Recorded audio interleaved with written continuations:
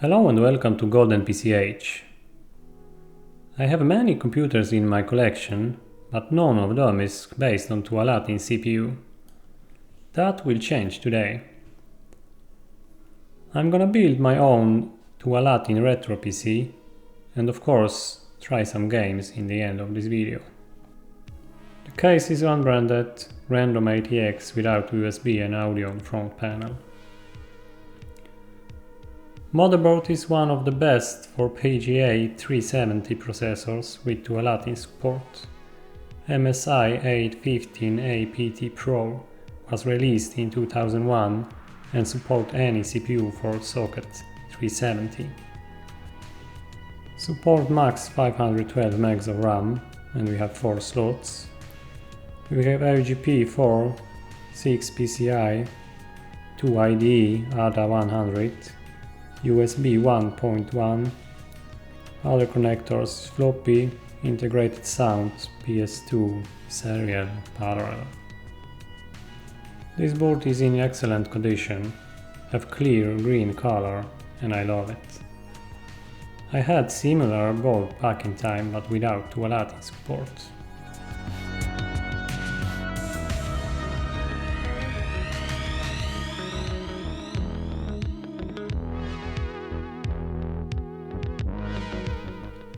The CPU is a Pentium 3 1.26 GHz and this one calls Pentium 3S. S means this is a server version with 512 KB level 2 cache instead of 256. This one was also released in 2001 and will match great with the motherboards. If you're wondering why I'm not putting there the fastest CPU, is because this is not the last Tualatin build on this channel. CPU will be cooled of this Arctic Cooling Cooper 3. This one is for socket A, but work just fine with socket 370 boards. I'm using Arctic Cooling MX4 thermal paste for all my retro builds and it works good. Now we can mount the cooler. It's a little bit tricky.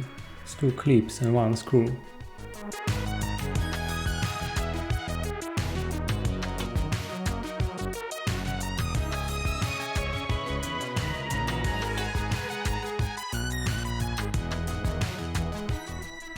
I thought it was 256 MB sticks, but it was 128, so I added 256 sticks later.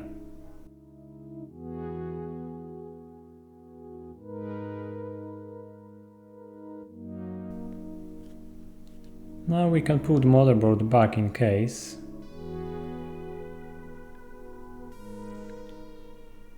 Just right there. And close the door. Oh no. We can't. Air shield blocking here. And I tried to remove air shield and place it over ports first, but it was impossible to put this in the case anyway. I think the best way here is mount the motherboard from inside.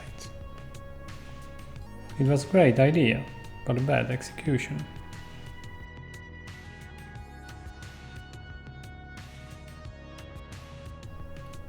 Power supply is from Qtech, 350 watts. With strong 5 volts line of 35 ampere. Not the best brand, not so heavy, but I open it, capacitors looks good and deliver stable voltage, so no reason to not use it. Now we can try putting the motherboard in case again, and it's go better from this side.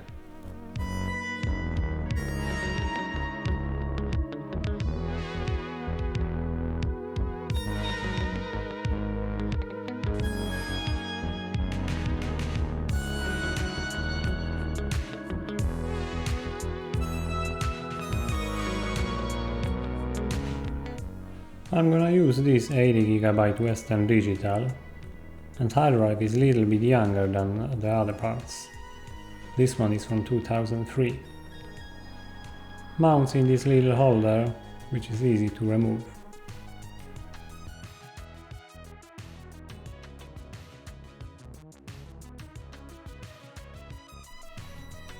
Graphics card is from Nvidia, Geforce 3 Titanium 200 with 128 MB of RAM. And guess when this has been released? Yeah, 2001, same year as CPU and motherboard.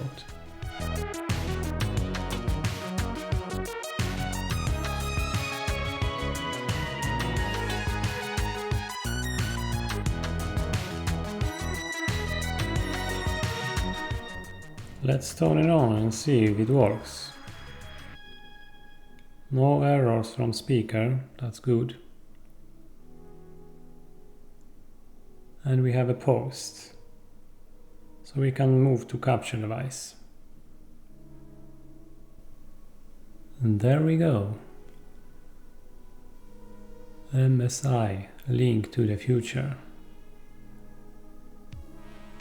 Should be link to the past, no, 25 years later. We check the BIOS, have a date and time. IDE devices, I disable slave devices because we don't use them.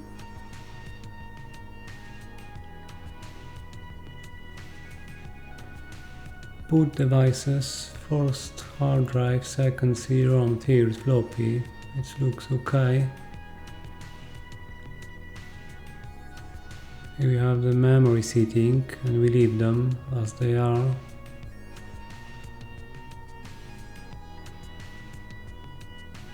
We will enable USB keyboard support and mouse support, and even enable audio and modem.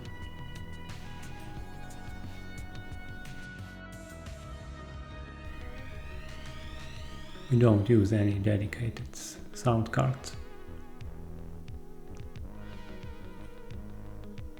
And enable serial ports.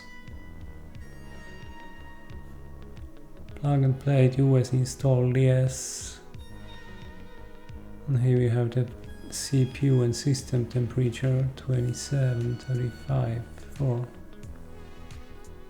And last we can check the overclock menu and we can set maximum with 166 MHz and CPU ratio 12 times. Good potential for overclock. We leave the BIOS and boot to the Windows. Now we are in Windows XP, and I must say all hardware has been detected and drivers installed of Windows. Drivers I've installed was only for chipset and dedicated NVIDIA drivers. I forgot to say I added some network card and USB 2 cards, which I have not shown. Quick look in AIDA64, and we have CPU type Intel Pentium 3S, motherboard MSI 815 APT Pro, Intel Solano chipset, 512 MB of RAM in 3 sticks, NVIDIA Geforce 3 Titanium 200 with 128 MB of RAM, and some Sigma-Tel AC97 integrated audio. There is a few tools in this program. You can check system stability, hard drive performance, do some benchmarks and more. Very useful program for me.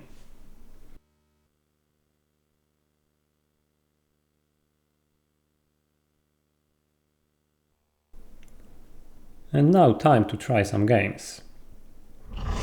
First Mafia, this game is from 2002.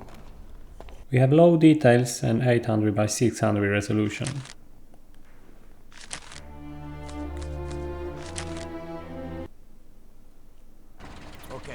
And as you can see, it's run, but not as well as I wanted.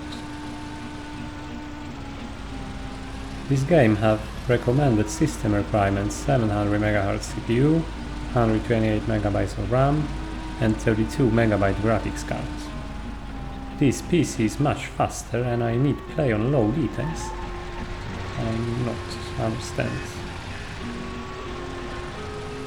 Anyway, I never played this game before, so I probably will try it, but on newer platform where I can max out the details. The game itself reminds of GTA series. I mean, this is like English version of GTA. A few things I don't like.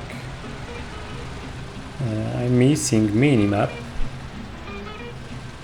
When I drive too fast and police and after me, I can't run away. I can lose them. But maybe I don't know how.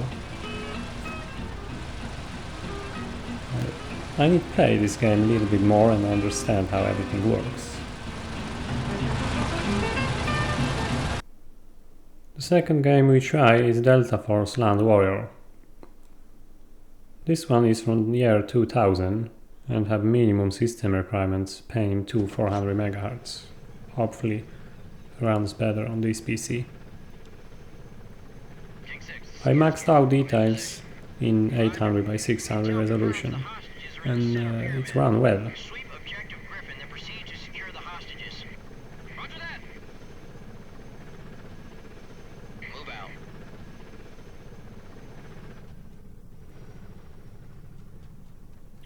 It's interesting that FPS drops down when we use sniper mode. You can see we have 35 FPS and now in sniper mode it drops down to 25, 26 and now go up again. This game have great single player mode and I can recommend to play it.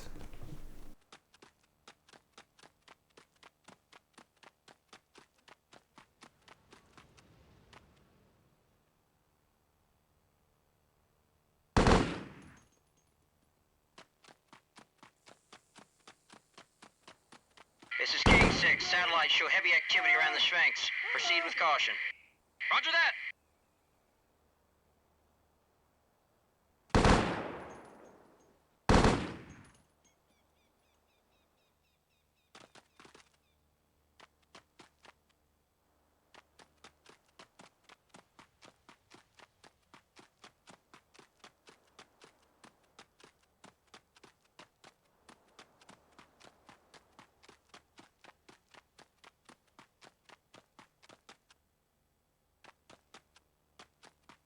This is King 6. Head inside the Sphinx and clear it out.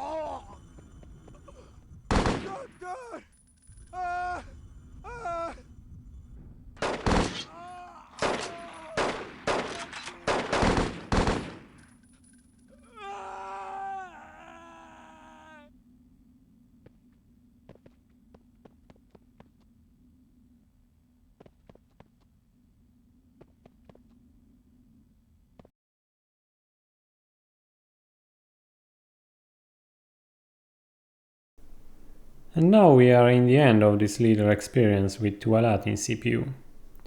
As we could see, it performed good with games until 2000, maybe 99. For newer titles I recommended newer platform.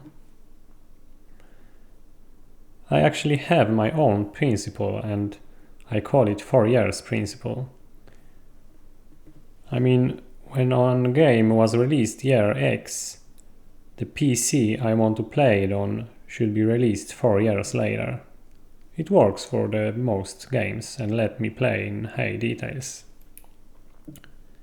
It was all for today's video. Thanks for watching and hope see you again.